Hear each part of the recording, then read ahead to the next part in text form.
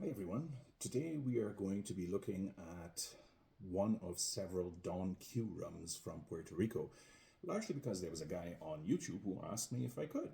And since I had the tasting notes and the reviews are almost ready to go, I figured out, why not? I haven't done Don Q long enough. This is a distillery from Puerto Rico, which is supposed to be pretty much the best selling rum on the island. I really don't know if that's true or not, but a lot of resources say there is.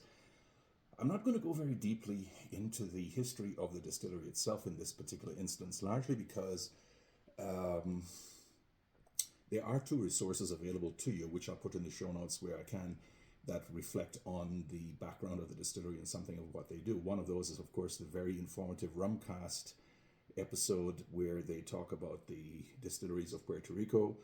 And of course, there's Modern Caribbean Rum, which is Matt Petrick's magnum opus, which also has a lot of very useful information that I won't bother to regurgitate here.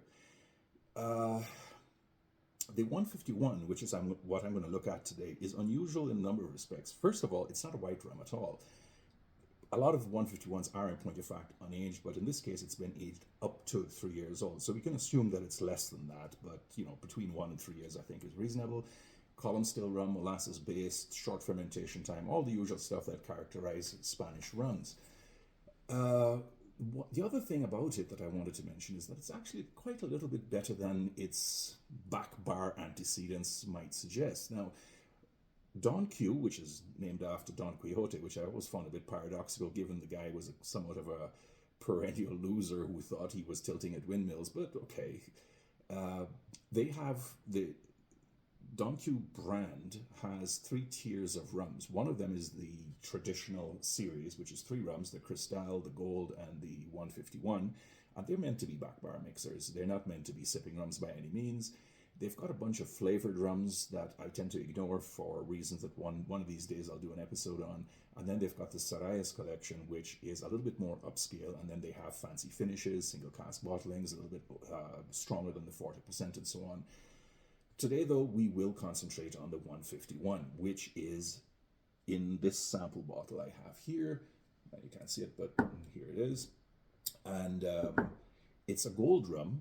It's lightly aged. I don't know if whether it's been filtered or not. Short, it's got the usual short fermentation time, molasses based, column still, and all the usual stuff.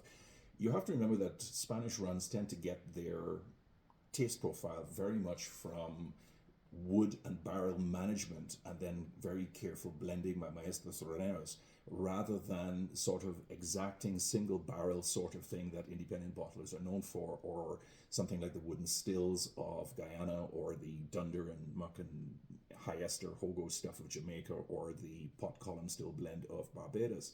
Uh, you know what? That's the way they do it, and that's the way they roll, so there's nothing wrong with it. I just wanted to point that out.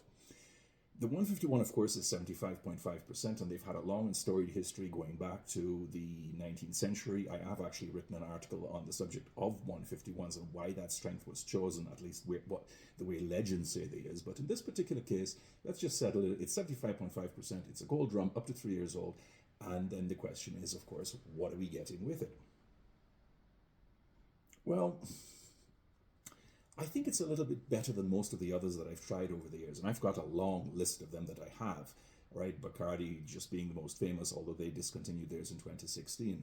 So the thing about it is that it smells really nice. It's got that vanilla sort of bourbony vibe to it on the nose. It's got a little bit of candy floss, sugar water, a few cherries, and even s'mores if you want to go with marshmallows roasted over an open fire, that kind of thing.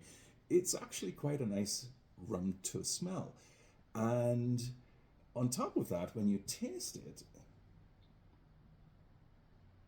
yeah, 75.5% is really quite fierce, and you've got to be a little careful of it. But what I tend to do in rums like this, I do let it start to, I cover it first, and then I kind of like taste it afterwards after the alcohol is burnt off. And this one is actually quite interesting. There is a bit more to it than just the desire to rip your face off. It's got a little bit of caramel, a little bit of vanilla. Again, the marshmallows come back, a few fruits, cherries, raspberries, that kind of thing. It's not overly complex, and you shouldn't really be looking for that. But the important thing to realize is that it is a bit better than what you would expect. Like, I mean, I've had so many rums that are very strong that are white, or they date back from the 1970s when everybody was trying to copy vodka or try to kind of make a vodka killer. And this one's just a bit better than that.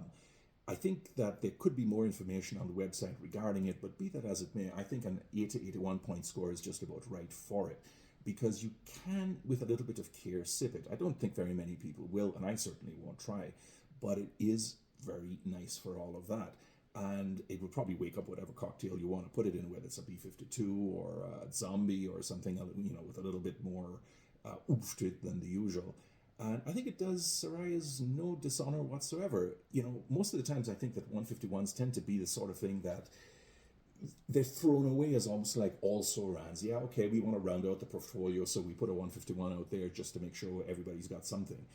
But I think Soraya's did something really kind of interesting here, and they said, you know what, we're going to do this thing our own way. We are going to make something that actually has a bit more taste chops than usual, and we're just going to put it out. And you know what, if you don't like it, tough shit. But if you do, go for it. And that's what I think of this rum. I think it's actually quite nice.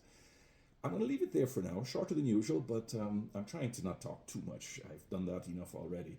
So I'll leave it here for today, and I just want to say that it's a miserable, nasty day in Calgary, and to have a rum like this and be pleasantly surprised with it, as I have been, kind of makes the day a little bit better. So I'll leave it there for now, and if you have any comments, as usual, please leave one. And if you have some additional comment to make about whether you think it's good or bad, or what sort of cocktail you can put in, I'd always like to hear from you. That's about it for now, and until the very next time, have a good day. Take care. Bye-bye.